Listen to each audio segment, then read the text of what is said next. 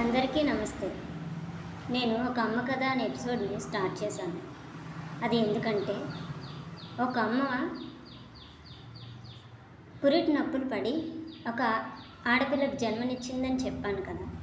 ఆ అమ్మ ఆ బిడ్డకి పుట్టుకతోనే చెవులు వినపడట్లేదు అనే కారణంతో ఆమె ఏమాత్రం బాధపడకుండా ఆమె ఎంతో కష్టపడి చేసి తనకి మాటలు రప్పించి తన భవిష్యత్తు నిలబెట్టాలని కోరిన, ఆలోచించిన, ఆశయం పెట్టుకున్న ఒక అమ్మ కథ.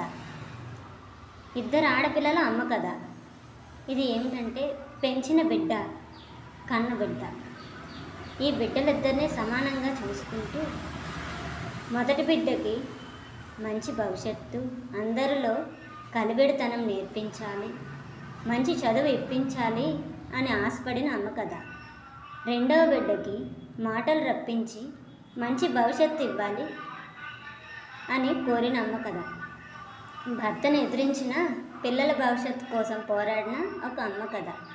అంతేకాకుండా నేను చెప్పే ముఖ్య విషయం ఏమిటంటే, ఈ కథలో ఆ అమ్మ కన్నబిడ్డకి చెవుడు ఉంది అన్న విషయం తెలుసుకొని బాధపడిన తర్వాత ఎంతో కష్టపడి తనకి మాటలు నేర్పిస్తానని ఆశయం పెట్టుకొని నిలబెట్టుకున్న అమ్మ కథ.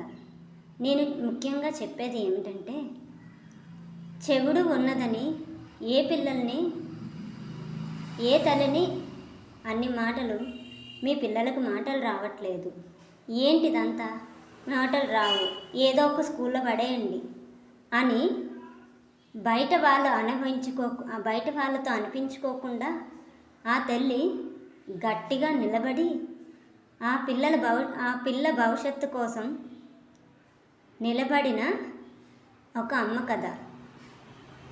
అందుకే మీకు నేను చెప్పేది ఏమిటంటే, నేను చేసే వీడియోని లైకుల కోసం, సబ్స్క్రైబర్స్ కోసం, వ్యూస్ కోసం కాదు.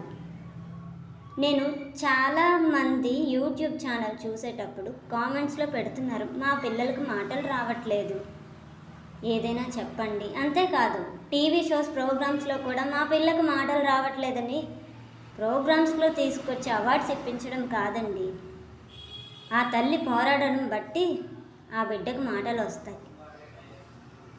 కొంచెం గమనించండి.